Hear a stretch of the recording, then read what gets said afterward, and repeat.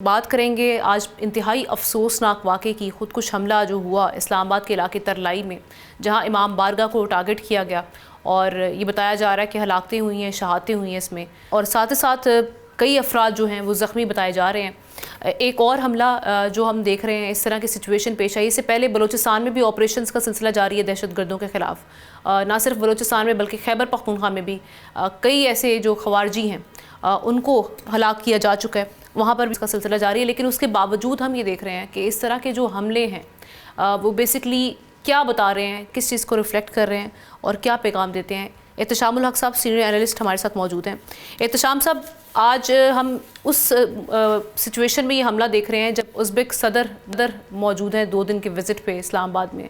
اور اسلام آباد کے علاقے ترلائی میں یہ حملہ ہونا، یہ کیا بتا رہا ہے؟ دیکھیں آمنہ، بنیادی طور پہ تو آپ بالکل ٹھیک کہہ رہی ہیں، بڑا ہی افسوسناک دکھ دینے والا واقعہ ہوا ہے۔ جس طریقے سے نہتے لوگ جمعے کی نماز کے وقت امام بارگاہ میں جس طرح ان کو شہید کیا گیا،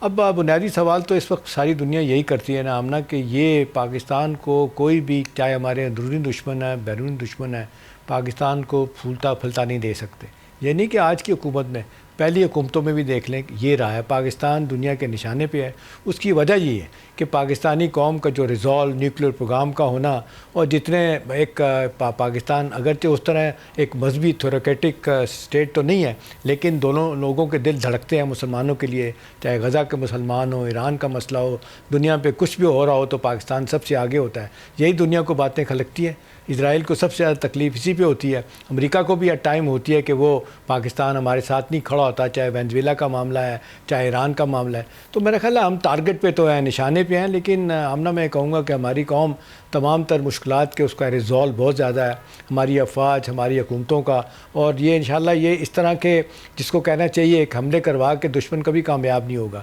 آپ ٹھیک کہہ رہی ہیں، آج ازبک صدر یہاں بیٹھے ہوئے ہیں، کل جو آپ دیکھ لیں قزاقستان کے صدر تھے، الحمدللہ آپ دیکھ لیں سب کچھ ہونے کے باوجود ساری دنیا پاکستان میں آ رہی ہے۔ لوگوں کی کوشش ہے کہ لوگ بڑے لوگ نہ آئیں، کرکٹ نہ ہو، کچھ نہ ہو، دیکھیں کرکٹ کی ٹیم یہاں پہ آئی ہوئی ہے، اسی طرح سے باقی آپ دیکھ لیں ساری دنیا بھر کی ایکٹیویٹیز ہو رہی ہیں۔ تو دنیا کو تو ایک میسج تو جاتا ہے کہ پاکستان ایک پیسفل ملک ہے، وہاں پہ ایک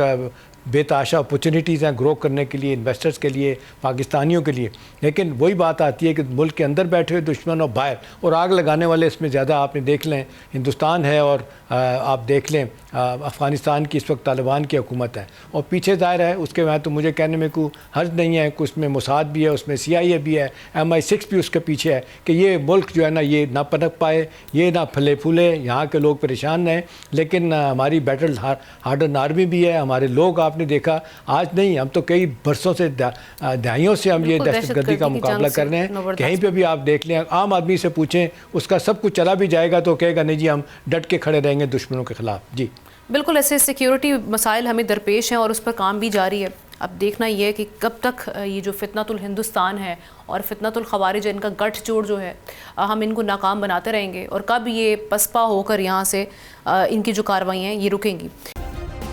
سبسکرائب کریں اور بیل دبائیں تاکہ کوئی خبر رہ نہ جائے۔